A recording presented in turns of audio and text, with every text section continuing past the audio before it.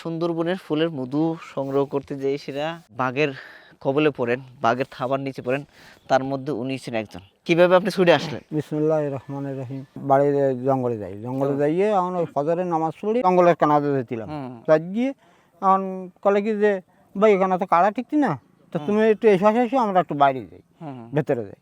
এখন আমি ওই বাইরে চলে গেলাম।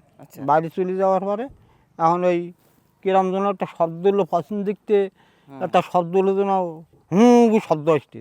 এখন পশ্চিম দিক থেকে তাকাই দেখি যে বাঘ আসছে দৌড়ি।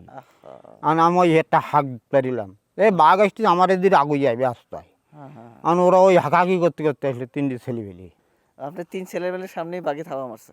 হ্যাঁ, ওই যে ওরা আসি পারিনি, ধরেন ওই কেড়ে গাছটা যাচ্ছে, ওরা হাঁকাহাঁকি করতে করতে আসছে। আর ওর মধ্যে ওই মাথায় এইখানে ধরেছে, ধরে চারখান মাঝখানে নিয়েছি। তারপরে 3বার কামড় দিচ্ছে, আর বড়ো গাছের সাথে এরম বাড়ি দিয়েছে। একবার কামড় দিচ্ছে, এরম বাড়ি দিয়েছে, 3বার কামড় দিচ্ছে, আর 3বার এরম বাড়ি দিয়েছে।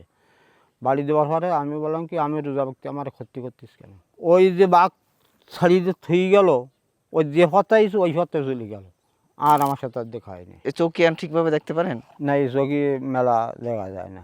দেখছে মুখটা তো পুরো বাঁকা হয়ে গেছে না?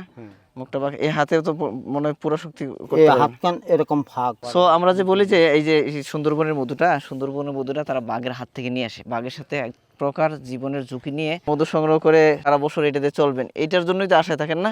আর জীবনের ঝুঁকি নিয়ে তারা কিন্তু জঙ্গলে যায়, এই মধু সংগ্রহ করে নিয়ে আসে। জঙ্গলের মধুটা কিন্তু 80টা রোগের উপকার করবে, কিন্তু ক্ষতি করবে না। 80টা রোগের উপকার করবে, কিন্তু কোনো ক্ষতি করবে না। চিন্তা করেন, জঙ্গলের মধু এত উপকার। সুন্দরবনের মধুটা আমাদের বাংলাদেশের একটা সম্পদ, এটাকে আমরা ধরে রাখবো ইনশাল্লাহ। সো এই সুন্দরবন মধুটা আপনারা সংগ্রহ করে এই মানুষগুলোর পাশে থাকবেন ইনশাল্লাহ। কারণ আমরা এই সুন্দরবনের মধুটা থেকে একটা পার্সেন্টেজ আমরা এই সমস্ত মানুষদের জন্য আলাদা করে রেখে দিই। সো এই সুন্দরবনের মধুটা সংগ্রহ করার জন্য যেটা করতে হবে, স্ক্রিনে দেওয়া নাম্বারে কল করা লাগবে, অথবা আমাদের পেজে মেসেজ করতে হবে, অথবা এখানে যে বাটন আছে বাটনে ক্লিক করেও আপনারা সংগ্রহ করতে পারবেন। চলুন আমার কেমিক্যাল দিয়ে বের হয়ে প্রকৃতির দিকে ফিরে আসি। সুস্থ থাকুন, ভালো থাকুন প্রকৃতির সাথে। জাযাকাল্লাহু খাইরান।